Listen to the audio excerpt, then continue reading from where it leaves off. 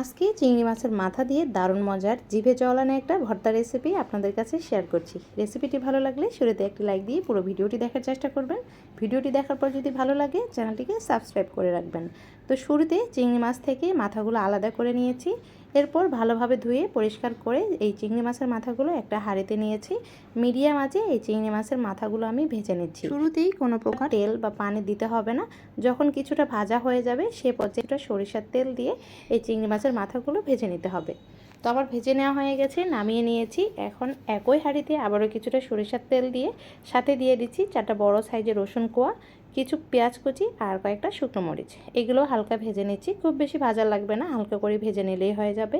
তো আবার ভেজে নেওয়া হয়ে গেছে। এখন চিংড়ি মাছের মাথা সহ সবগুলো উপকরণ আমি ব্লেন্ড করে নিচ্ছি। তো আমি ব্লেন্ড করে নিয়েছি, দেখতে পাচ্ছেন। এখন সাথে নিয়েছি কিছু ধনিয়া পাতার কুচি আর নিয়েছি স্বাদ মতো লবণ।